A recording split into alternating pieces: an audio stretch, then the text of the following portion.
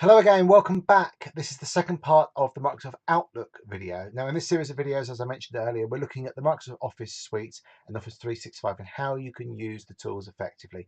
They're aimed for people that use the tools a fair bit, but maybe aren't using them as effectively as they could be. So I mentioned last time about putting stuff in your calendar so you block out time each week. Let's carry on having a look at that. So we put in these diary events, and what we need to do is make them occur every week. So we just click this button here, every week. With these reviews, recurrence every week. And obviously there's various permutations you can set there. But say this week, actually, we're busy on the Wednesday, so we want to keep our block of unbooked time for our planning ahead. Remember I mentioned about the ABCD box, so this is for stuff that's not urgent but important. So this week we're going to move it maybe to Tuesday, and it will say, do you want to change just this one occurrence? We say yes.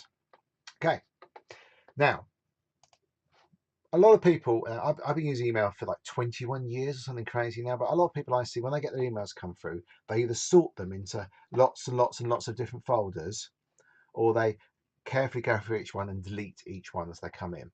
Incredibly inefficient and pointless, because email is just a memo system. It's not a place to store stuff forever. There's other tools that are much better for that. So the first thing we'll need to do, in my opinion, this is just the way I manage it. I recommend you do this, but there are other ways that people like to do it. Don't worry about all the emails collecting up. Just let them go, and then once every year or two, just archive them all off, because you don't need them, because you shouldn't be going back that much to old emails. So when I get an email through, once I've opened it, I either want to action it quickly, or I'm going to not do anything about it, or it needs more work. Maybe I need to speak to someone or do some research or write a report or something. So for those emails, I flag them, which is great. But how do you find the emails you flag? Well, you have to set this up. What you have to do is go to search folders, new search folder, mail flagged for follow up. Okay, which corrects this here. Then right click, show in favorites. So now all the emails that you flagged, and I've seen people use like colors and stuff that does all this complicated stuff. Don't need it. This is perfectly adequate. Click for follow up, and that lists all the emails that you are working on. And when you finish working on actioning that email, you tick it again, and it goes from that list. So maybe you have 7, 8, 9 emails that you're actively working on. That's all you need. Okay, another thing that's really useful is the rules and alerts. Let me just show you those quickly. File, manage rules and alerts. New rule. So you can create a rule to do pretty much anything, but usually the rules I do is if I get a lot of emails from one person or about one thing, maybe I don't need to look at them, but I want to keep them. So maybe it's an automated reporting thing that maybe I'll check once a month or something like that. I'll put them in a folder. So you could use it by the subject or the person that sent them. You could make it alert you, because you remember earlier we turned off all the pointless alerts. Well, say you need to respond really quickly to particular messages for particular permutations. So you could set an alert when you get an email with the specific words urgent in the subject. Yeah. Now, sometimes people forget to tick this box so the rule doesn't run. And this is quite useful. So if you've already got a lot of emails about, say you get these reports every 2 hours, you can click this box and it'll run them on the messages that are already there. There you go. Okay, because of the type of rule it is, a desktop alert, it'll obviously only run when Outlook's running. Now,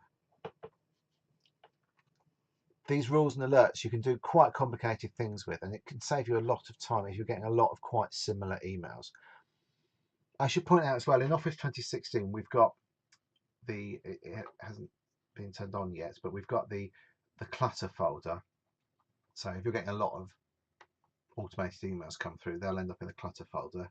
And then you've also got your junk email, which contains stuff that really isn't worth looking at, and I check that maybe once a month. The clutter I check a few times a day, and the inbox, and on the mobile, the priority inbox, I check that about every 10-15 minutes. I've also seen people try and make the messages as unread in order to, or use the categories or all of these things to try and identify the messages they need to action. Don't do that. Instead, just flag the messages, and then you've got the ones in for follow-up.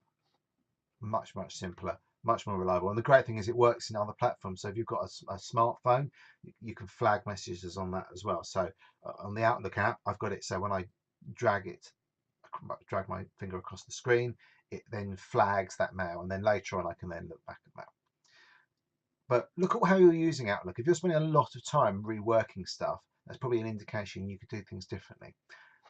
I think I mentioned as well that your signatures, you can use these to create different autoresponders. You can use the template system as well, but if you send a few emails that are quite similar, you can set up different templates for that in the signatures and stationery that contain the information, and then you've just got to apply that to the email that you're sending. One final point, and I probably mentioned this in the first video, what I would do is the process should be, if you want to attach a file to an email, attach the file first, put in the subject, write the email, spell check it using F7, remember, F7. Then finally, before you send it, put in the person that you're going to send it to. That way you can't accidentally click send while you're halfway through writing it. And obviously, if you save it as a draft, you can then go back to it. So that's it. I hope that's of some use. And we're probably going to do several iterations of these videos. So let me know what you think in the comments. Don't forget to like and subscribe. And there's going to be a whole load more of these videos on various different parts of Microsoft tools. And as I said, we're just looking at the basics. We're not looking at anything clever, anything too sophisticated, just getting you up and running and using the tools effectively. Hope that was of value. Let me know, and I look forward to speaking to you soon. Thank you. Bye-bye.